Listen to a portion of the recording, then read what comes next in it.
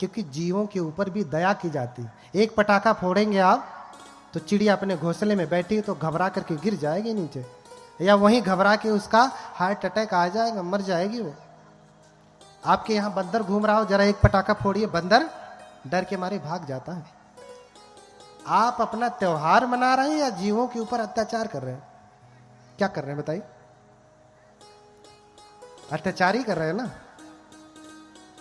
ये कौन सा त्योहार? दूसरों को दुख देकर धाड़ धाड़ करना जरूरी है? हाँ? सबसे बड़ा शत्रु हमारा शरीर है। अभी खूब मिठाई खाया होगा, खूब बढ़िया बढ़िया चीज खाई होगी, जन्म से लेके आज तक आपने अच्छा अच्छा खिलाया पिलाया इस शरीर को, बढ़िया कपड़े पहनाए, साफ पानी पिलाया, हाँ, बढ़िया भोजन कराए, चेहरे पे बढ़िया क्रीम लगाया, बालों में बढ़िया शैम्पू लगाया, कंघी किया, सजाया संवारा, लेकिन एक भी आपकी बात ये मानता है? जन्म से लेके आज तक इसके लिए इतना किया, किसके लिए? इसके लिए इतना किया, लेकिन ये आपके लिए कितना करता है? अब भाई जरा परीक्षण कर लीजिए, तर्क मत करिए, अभी परीक्षण कर लीजिए कि अच्छा अपने शरीर से कहिए, हे मेरे शरीर, मैं 20 साल का हो गया हूं, हो गई हूं, या 50 साल, जितने साल के आप हैं, आंखें बंद करिए और कहिए अपने शरीर से, हे मेरे शरीर, मैं 30 साल का हो गया हूं, तुझे आज तक बड़ा बढ़िया बढ़िया खिलाया, कभी भूखा नहीं रखा, हाँ, आज मैं कथा सुन रहा हूं, जरा 2-4 घंटे तक दर्द मत कर, कल कर लेना। कहिए, मान रहा है? मानेगा? सबसे बड़ा शत्रु कौन है? जितने कहेंगे उतने दर्द करेगा। देखो इसको बढ़िया बढ़िया खिलाया, मिठाई, और हो गया शुगर। बताओ सबसे बड़ा शत्रु कौन है? आपका शत्रु आपको शुगर का इंजेक्शन लगाया है क्या? डायबिटीज का? कौन? ये आपका शरीर। इसे आपने अच्छा समझ करके मेवा मिश्री और बढ़िया मिठाई खिलाया और क्या कर दिया? शुगर कर दिया। बताओ सबसे बड़ा शत्रु कौन है? हाँ, सबसे बड़ा शत्रु आपका ये अपने पेट से कहिए, ए मेरे पेट, अभी कथा सुन रही हूं, प्यास मत लग, भूख मत लग, लेकिन तब से प्यास से व्याकुल है ना। रोज तो पानी पीते हैं, आज कहते थोड़ा आराम कर ले, घर में चल के 1 गैलन पी लूंगा, थोड़ा रुक जा। रुकता है? नहीं रुकता। इसलिए बुद्ध कहते हैं कि ये कुछ भी मेरा नहीं है, ये सब शत्रु है हमारे। अगर ये मेरा होता तो कहते एवं में रूपं हो तू, एवं में वेदना हो तू, मेरा रूप ऐसा हो जाए। अपने चेहरे से जाके कहिए, आप लोग भी शीशा में देखिए, आपका चेहरा है तो कहिए, ऐ मेरे चेहरे, तो किसी हीरोइन जैसा हो जा, किसी हीरो जैसा हो जा। होता है? नहीं होगा। वो सब तो छोड़ दीजिए, कुछ बने ना बने, कम से कम उसे इतना कह दीजिए कि ऐ मेरे शरीर, तू बूढ़ा मत हो। कुछ और नहीं कर सकता तो रुक तो सकता है ना। ऐ मेरे बाल, तू सफेद मत हो। ऐ मेरे चेहरे, तेरे ऊपर झुर्रियां न पड़े। हो सकता है? नहीं हो सकता।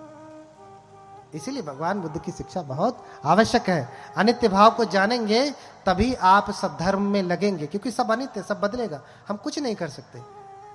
अरे बढ़िया ग्रीन टी पी लेने से भी 1 साल बढ़ गया, लेकिन अंततः फिर बूढ़े तो होना ही है ना। क्या करेंगे? तब भी तो लगना ही है। तो जब लगना है तो अभी क्यों ना लग जाए? अभी क्यों ना प्रयास करें? अभी क्यों ना सद्धर्म का काम करें? क्योंकि ये सब काम हमारे साथ जाने वाले नहीं, ये सब धन हमारे साथ जाने वाले नहीं है। तो देखिए, शुद्धोधन को पुत्र नहीं हो रहे, माता महामाया को पुत्र नहीं हो रहे, बड़ी मनौती मांगे, सब कुछ किए, लेकिन पुत्र नहीं हो रहा है। अंततः जो है ऐसा वर्णन मिलता है कि माता महामाया उपोषित रखती है। उपोषित जानते हैं? देखिए, शब्दों को लेके झगड़ा भी मत करिए। हमारे पाली में उपोषित शब्द है और हिंदू लोग उपवास कहते हैं। हा? अगर शब्दों की व्याख्या किया जाए, उप प्लस वास, हा? उप प्लस वसत, पाली में कहें तो उपोसत, उपोसत, उप प्लस वसत, तो यानी पास में जाकर के बैठना। उपवास माने पास में जाकर के वास करना, बैठना, यही ना, दोनों का अर्थ सेम ही है। लेकिन व्याख्या उनके में क्या है, हमारे में क्या है, दोनों में अंतर है। उनका दूसरे धर्मों का उपवास का सिस्टम अलग है, हमारे धर्म के उपोषित का सिस्टम अलग है। वहां तो 24 घंटे सरपुतिया का जूस पी के रहेंगे, शरीर को जलाएंगे, लेकिन यहाँ शरीर को नहीं जलाना है, मन को ठीक करना है। क्योंकि सब करता धरता कौन है? करता धरता कौन है? मन है कि ऊपर वाला? ऊपर वाला है, मन क्या करेगा? सही कह रहा हूं? कौन है? कौन है? ऊपर वाला है, ऊपर वाला। करता धरता कौन है? ऊपर वाला। बोलिए भगवान बुद्ध की। इस शरीर के सबसे ऊपर कौन है? बहुत उधर आकाश में मत जाइए। कौन है? ऊपर वाला। ये जब ऊपर वाला गड़बड़ होता है तो एक्सीडेंट हो जाता है। पत्नी से झगड़ा करके गया, अब खिन्न है, लड़ा दिया गाड़ी। कौन गड़बड़ हुआ? कौन नाराज हुआ? ऊपर वाला नाराज है। ऊपर वाला नाराज है, अच्छा इससे शादी नहीं हुई तो अब मैं जीऊंगा नहीं, मर गया। कौन नाराज हुआ? भैया कहते हैं ऊपर वाला नाराज हुआ इसलिए ऐसा। ऊपर वाला तो नाराज हो रहा है, लेकिन वहां कहां देखते हैं? कहां देखना है? इधर देखिए, उधर का छोड़िए, कहां देखिए? इधर देखिए। ऊपर वाला ठीक है तो सब कुछ ठीक होगा। सब कुछ ऊपर वाले के ऊपर निर्भर है, जो चाहे ऊपर वाला कराए। इसीलिए भगवान ने कहा मनोपुबंगमा धम्मा मनोसेठा मनोमया। सारे धर्म, सारे कार्य किसके अनुसार है? मन के अनुसार। मन यानी ये ऊपर वाला, इस ऊपर वाले के अनुसार है। जो चाहेंगे सो करेंगे, किसके अनुसार? मन के अनुसार। तो ऊपर वाला ठीक हुआ। माता महामाया और सुद्धोधन उपोषित का पालन करते हैं। आगे उपोषित बताऊंगा। उपोषित कब कब रखना है, कैसे रखना है, उसका लाभ क्या है। और ये वैज्ञानिक आप मानते हैं तो ये भी आप मान के चलिए कि उसका लाभ भी आपको मिलेगा 100%, है ना। ये नहीं कि ठीक से किया कि नहीं किया, कैसे नहीं, आप करेंगे तो उसका लाभ मिलेगा ही। अगर आपने पढ़ाई किया है, परीक्षा दे रहे हैं तो रिजल्ट आना ही है, इसमें कुछ शंका की गुंजाइश नहीं।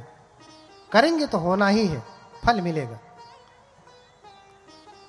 अब ये सुमेध बोधिसत्व अपने गर्भ का अवलोकन करते हैं कि किस गर्भ में जाऊं, कौन मेरी माता होगी। तो देखते हैं कि सुद्धोधन पिता होंगे और माता महामाया होंगी। इधर माता महामाया चूंकि उपोषित रखती थी तो इन्होंने उपोषित रखा और कहते हैं कि पूर्णिमा के दिन में दान किया जाता है। माता महामाया उपोषित रखती हैं और मुक्त हस्त से दान करती हैं। क्या करती हैं? दान करती हैं। राज दरबार में बैठ करके जिसके पास भोजन नहीं था उसे भोजन दिया, जिसके पास वस्त्र नहीं थे उन्हें वस्त्र दिया, जिन्हें धन की आवश्यकता थी उन्हें धन दिया, जिन्हें आवास की आवश्यकता थी आवास बनवाने का आदेश दिया, आवास बना। जिन्हें जो जो चाहिए था उन्हें वो दिया। और जब धन दे रही हैं तो गिन नहीं रही हैं। हाँ? धन दे रही हैं तो गिनती नहीं है कि 10 रुपए दे रही हूं कि 20 रुपए कि 100 के 1000 के लाख ना। पात्र में है, हाथ लगाया, जितना आ गया दे दिया। आप दान करते हैं तो क्या करते हैं? पहले ही से फिक्स करके आएंगे, ऊपर वाले जेबा में रख के चल रहे हैं, इतना देंगे। और कभी कभी गलती से अगर प्री प्लान नहीं रहा, आ गए अचानक से और दान देना पड़ गया, तो अंगुली डाल के जेब में से वही 10 रुपये वाली निकले, 50 वाली निकले। अरे भैया तुम बाहर में निकाल के जितना देना हो दे दो, क्या उसमें घबरा रहे हो इतना? नहीं देना तो मत दो, कोई आपसे जबरदस्ती तो वसूल नहीं कर रहा। लेकिन मन, ये ऊपर वाला कैसा है आपका? हाँ, देते समय त्याग की भावना होनी चाहिए। दान क्या है? त्याग है। परित्याग लक्षणा दान पारमी। भले प्रकार के त्याग की भावना ही दान है। आपने वस्तु दे दिया, मन पकड़ा, अरे 1000 दे दिया, रहा होता तो लड़के का फीस दे दिया होता, बर्बाद हो गया। मन से पकड़ा है, धन चला गया, मन पकड़ा है। इसलिए कहा कि परित्याग, भली प्रकार से त्याग करना है। हाथ से ही नहीं त्यागना है, मन से भी त्याग। जब दे दिया तो दे दिया, और नहीं देना चाह रहे तो भैया रखो, इतना घबराओ मत। जब मन बन जाए तब देना। हाँ, कभी कभी कुछ बनते लोग भी होते हैं, अरे भैया लाओ यहाँ करो वहां। कोई सर मुंडवाने से, वस्त्र पहनने से कोई श्रमण नहीं होता, कोई भिक्षु नहीं होता। न मुंडके न समणो अभ्यतो आलिकं भणं, इच्छा लोभ समापन्नो समणो किम भविष्यति। हाँ, सर मुंडवाने से कोई बनते नहीं होता, भिक्षु नहीं होता। जिसके भीतर इच्छा है, लोभ है, लालच है, क्या वो बनते होगा? ना। बनते कौन? संसारे भयं इच्छति बनते भिक्षु। जो संसार में भय देखता है, बार बार जन्म मरण के चक्र में भय देखता है, ये सांसारिक चीजों में भय देखता है। सांसारिक चीज क्या है? लालच, लोभ, संग्रह, इसमें भय देखता है, वो भिक्षु है, अन्यथा भिक्षु नहीं। सर मुंडवाने से कोई भिक्षु नहीं होगा, समझ रहे ना? इसलिए उसको कोई ज्ञान भी नहीं प्राप्त होने वाला। कबीरदास भी इसी बात को बार बार कहते हैं, मूड मुड़ाए हरि मिले तो सब कोई ले ही मुड़ाए। कपड़ा पहनने से, सर मुड़ाने से कोई भंते हो जाए और उसे बुद्धत्व प्राप्त हो जाए, निर्वाण हो जाए, तो हर कोई नहीं मुड़ा लेगा। मूड मुड़ाए हरि मिले तो सब कोई ले ही मुड़ाए, और बार बार के मूड़ते भेड़ न बैकुंठ जाए। अच्छा, भेड़ का तो बार बार मुंडन होता है ना, बैकुंठ गया, स्वर्ग गया? नहीं। भेड़ बैकुंठ जाती है? नहीं। तो सर मुंडवाने से, ऐसा पहन लेने से कोई भिक्षु नहीं होता। तो भैया जितना देना है उतना दीजिए। अब भंते लोगों की गड़बड़ी है, उनके गुरु का पता नहीं, किसी का कुछ पता नहीं, शिक्षा दीक्षा का पता नहीं, शील विनय का पता नहीं, तो वो मांगने आ जाते हैं। मांगने वाला कोई भिक्षु नहीं होता है, मांगने वाला कोई भिक्षु नहीं होता। न सो भिक्षु होती यावता भिक्षते पर। मांगने से, भिक्षा मांगने से कोई भिक्षु होता है? कतई नहीं हो सकता। इसलिए हम अपने प्रसंग पे आते हैं। समय रहा तो और व्याख्या होगी। बोलिए भगवान बुद्ध की। हाँ, तो उपोषित रखी, उपोषित का पालन किया, दान दिया, और फिर ये बोधिसत्व जब विलोकन करते हैं तो देखते हैं यही मेरी माया है, मेरी माता है, इसी के गर्भ में मुझे जाना है। तो दान आदि कृत्य करके ऐसा वर्णन मिलता है कि जब वो अपने सैया पे जाती हैं, बिस्तरे पे सोने के लिए जाती हैं, उसी रात वो स्वप्न देखती हैं, स्वप्न देखती हैं कि आप गर्भ में आ गए। कौन? सिद्धार्थ। उधर सुमेध से देवतागण निवेदन कर रहे हैं, उधर देवतागण निवेदन कर रहे हैं हाथ जोड़ करके, कतंजलि ही देवे ही याचितो द्विपतुत्तमो संबोधायम तुहियं कालंति आदिना।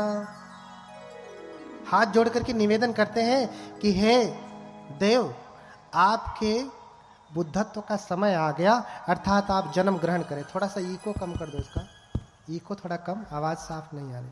हल्का सही को करो। आपके जन्म लेने का समय आ गया। अब आप जन्म लें और इधर माता महामाया सोई हैं, सपने देख रही हैं। और देवताओं ने जब निवेदन किया तो निवेदन स्वीकार किया। माता महामाया स्वप्न देख रही हैं। क्या स्वप्न देख रही हैं? कि वो सोई हैं और उनकी सैया को चातुम महाराजी के देवता हिमवंत प्रदेश में उठा ले गए।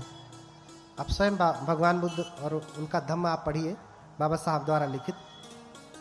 वो सोई है और उनकी सैया को चातुम महाराजी के देवता हिमालय पे उठा ले गए। हिमवंत प्रदेश अर्थात हिमालय में ले गए। और फिर देवताओं की जो स्त्रियां होती हैं वो आती हैं, माता को लेकर के जाती हैं, स्नान कराती हैं, सुंदर वस्त्र पहनाती हैं और फिर सैया पे ला करके लिटा देती हैं। और फिर क्या देखती हैं कि माता महामाया लेटी हैं सैया पे और एक सफेद हाथी अपने सूंड में सफेद जो है कमल का फूल लेकर के सामने प्रकट होते हैं, आते हैं और माता महामाया की 3 बार परिक्रमा करके दाहिने तरफ से माता महामाया की कुक्षी में प्रवेश करते हैं। कुक्षिम विशंतम गजवदहि माया देव्या विलोकेव कुलम नमामि। हाँ, क्या देख रही हैं? सैया पे लेटी हैं, सपने में देख रही हैं कि देवियों ने स्नान कराया, बिस्तरे पे लिटाया, लेटी हैं, सफेद हाथी आया सफेद पुष्प लेकर के 3 बार परिक्रमा करके दाहिने तरफ से गर्भ में प्रवेश हो रहा है। कौन? हाथी पेट में घुस रहा है। कहां आदमी कहां हाथी, 100 गुना बड़ा। अब आप सोचिए, आप सपना देखें कि आपके पेट में हाथी घुस रहा है तो घबरा नहीं जाएंगे? माता महामाया भी देख रही कि अरे हाथी पुष्प लेके आ रहा है। माता महामाया घबरा गई और घबरा गई तो निद्रा टूट गई, फिर जग गई। अरे ये सपना था, सपना। कुछ लोग आरोप लगाते हैं कि अरे ये बौद्ध लोग कहते हैं कि हाथी जो है पुष्प लेकर के गर्भ में आया और माता महामाया के पेट में घुस गया। ये सपना था, सपना। सच में ऐसा नहीं हुआ।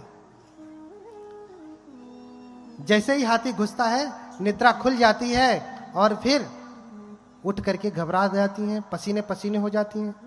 अपने स्वामी से सुबह बताती हैं कि स्वामी मैंने ऐसा ऐसा सपना देखा। तो राजा शुद्धोधन स्वप्न के जानकारों को बुलाते हैं। 108 स्वप्न के जानने वाले विद्वान ब्राह्मणों को बुलाते हैं, जो केटु निघंटु शास्त्र को जानने वाले, लक्षण विद्या को जानने वाले, सामुद्रिक विद्या को जानने वाले, उनको बुलाते हैं और उनको बढ़िया बढ़िया भोजन कराते हैं और थाल भर भर करके दान देते हैं। 108 ज्ञानी ज्योतिषियों को बुला करके भोजन कराया, दान दिया और फिर हाथ जोड़ करके निवेदन किया कि इसमें से जो योग्य 8 ब्राह्मण हैं वो रुके, वो स्वप्न की व्याख्या करें। बाकी 100 लोग जाएं, 100 लोग रह के क्या करेंगे? व्याख्या तो 8 लोग ज्ञानी लोग कर लेंगे। तो 100 लोग चले जाते हैं, 8 लोग रुकते हैं।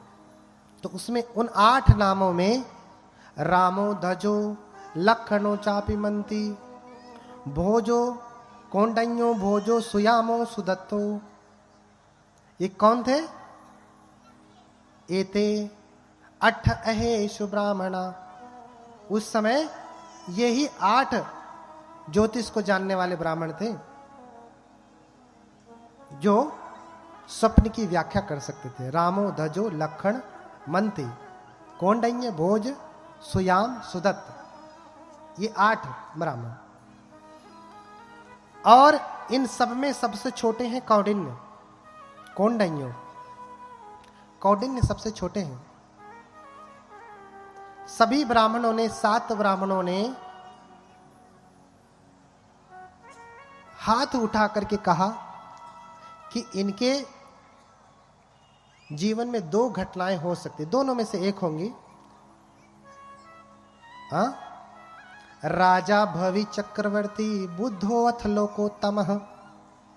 क्या कहा कि हे राजन, अगर ये बड़े हुए, अगर गृहस्थी के जीवन में रहे तो क्या होंगे ये? राजा। क्यों?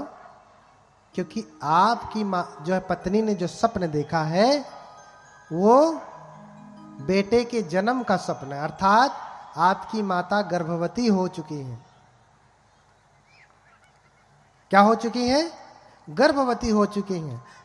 इसलिए उन्होंने सपना देखा, अगर ये बच्चा जन्म लिया, घर में रहा, गृहस्थी के जीवन में रहा तो चक्रवर्ती राजा होगा, और अगर घर छोड़ा तो बुद्धो अथ लोकोत्तमः, इस लोक का सबसे उत्तम पुरुष क्या होगा? बुद्ध होगा।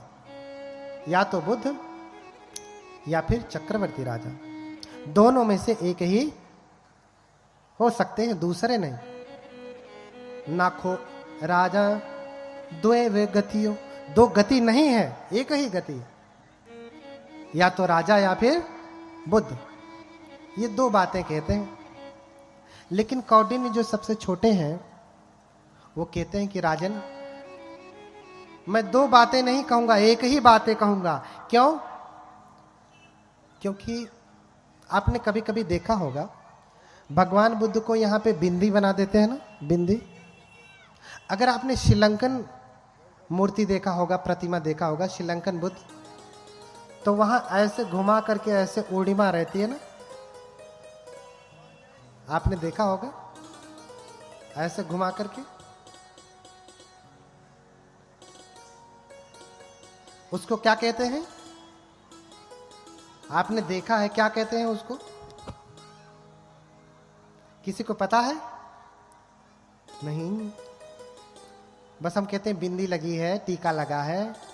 नहीं, हाँ कुछ लोग हैं ऐसे गोल सा बना देते हैं, ऐसा नहीं है। लेकिन श्रीलंकन में ऐसे घुमा करके ऊपर लौ निकली हुई अग्नि, जैसे अग्नि की शिखा होती है, जैसे दीपक की ज्वाला होती है, लेकिन ऐसे घूमी हुई ऊपर जलती हुई, उसे कहते हैं ओडिमा। क्या कहते हैं? ओडिमा। उस ओडिमा के दाहिने होने से वो 2 प्रकार से होती है। अगर ये बाएं की तरफ होती तो ये चक्रवर्ती राजा होते, लेकिन ये दाहिने की तरफ है, इसलिए ये बुद्ध होंगे। और कौंडिन्य ने कैसे जाना? क्योंकि कौंडिन्य जो है मुख्य सामुद्रिक विद्या जानते थे। क्या जानते थे?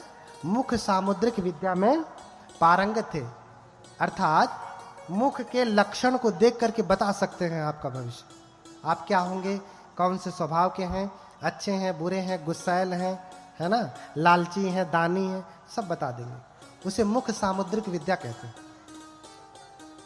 हाँ, आजकल तो बहुत सारी वैज्ञानिक किताबें मिलती हैं। लोग कहते हैं ऐसे किया तो उसका अर्थ दूसरा, वैसे किया तो उसका अर्थ दूसरा, मुंह टेढ़ा किया तो उसका अर्थ दूसरा। एक प्रकार से विद्या ही है।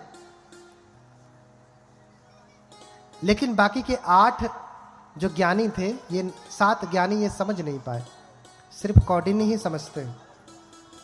और दाहिने तरफ था, ये देख करके कहे कि राजन ये सिर्फ बुद्ध ही होंगे, चक्रवर्ती राजा नहीं होंगे। इसलिए राजा को अच्छा नहीं लगा, बाकी के 7 बूढ़े बुजुर्गों को भी अच्छा नहीं लगा कि आप कैसे कह सकते हैं, आप गलत कह रहे हैं। राजा को भी नहीं अच्छा लगा, क्योंकि कोई ऐसा चाहता है कि उसका बेटा जो है घर छोड़ के सन्यासी बने, प्रवज्जित बने? कोई चाहता है? जरा इधर हाथ उठाए माताएं, कोई चाहता है? नहीं। कोई नहीं चाहता। लड़का भले शराबी बन जाए, गजेड़ी बन जाए, नशेड़ी बन जाए, जुआरी बन जाए, शराब पी करके आए, माँ का बाल पकड़ करके जो है 2-4 थप्पड़ लगाए, ज़्यादा बोले तो मुंह पे एक दे दे खींच करके, लेकिन बेटा सन्यासी हो जाए, पूज्य हो जाए, लोग उसका स्वागत करें, ऐसा कौन चाहता है? ऐसा कोई बुद्धिमान तो नहीं चाहता, कोई पागल ही होगा जो चाहेगा ना। तो राजा भी यही सोचता है, व्यंग है। राजा भी यही सोचता है कि मेरा बेटा तपस्वी ना हो, क्या बने? राजा बने। मैं राजा हूं, मेरा बेटा भी राजा बने। मैं डॉक्टर हूं, मेरा बेटा भी डॉक्टर तो बन गया, चला गया मुंबई में शिफ्ट है, क्या करोगे? क्या फायदा है? कभी आता भी नहीं, फोन भी नहीं करता। बनाओ डॉक्टर। डॉक्टर के साथ साथ उसको एक अच्छा मनुष्य भी बनाना। अब इसका अर्थ ये नहीं जो मैं कह रहा हूं आप डॉक्टर इंजीनियर सब बनना छोड़ दीजिए, और तेजी से बनिए, लेकिन उद्देश्य भी समझिए, ठीक है? तो राजा खुश नहीं हुए, दुखी हुए, और बाकियों का सत्कार किया लेकिन कौंडिन्य का नहीं किया। विद्वानों का सत्कार बहुत कम होता है, विद्वानों की आलोचना बहुत होती है। क्यों? क्योंकि वो जो सत्य जानते हैं वो ठीक विपरीत होता है, जो आज तक वो जानते रहे होंगे उससे ठीक विपरीत। जब पेड़ से फल गिरा, उसने प्रश्न कर दिया कि अरे ये नीचे क्यों गिरा, ऊपर क्यों नहीं जाता? तो लोगों ने उसे पागल कह दिया, मूर्ख कह दिया, अरे इसके पास तो दिमाग नहीं है, ऐसा कह दिया। लेकिन असली ज्ञान तो वही था। तो इन्हीं सब बातों के साथ समय बहुत हो गया। आप लोगों का जो पैर है, आपका जो दुश्मन है, बार बार आपको परेशान कर रहा है, आपको बैठने नहीं दे रहा है, और इसलिए बाकी की कथा और भी गंभीर बातों की चर्चा कल होगी। आज शुरुआत थी, इसलिए छोटी छोटी बातों पे चर्चा किया। कल गंभीर जो है धर्म की चर्चा होगी। आप सभी लोग समय से आए, और इन्हीं सब बातों के साथ अब जो है मैं अपनी वाणी को विराम दूंगा। हम लोग सभी लोग जो है ठीक से बैठ जाएं, हाथ जोड़ करके भगवान बुद्ध की मंगल मैत्री से इसका समापन किया जाएगा। हेलो, ठीक है? कुर्सी वाले नीचे बैठ जाएं थोड़े समय के लिए तो अच्छा होगा। कभी से बैठे रहें, कुर्सी को भी थोड़ा आराम दे दें। बोलिए भगवान बुद्ध की, बोलिए भगवान बुद्ध की, भगवान बुद्ध की। तो सभी लोग हाथ जोड़ लें, भगवान की मंगल मैत्री करेंगे।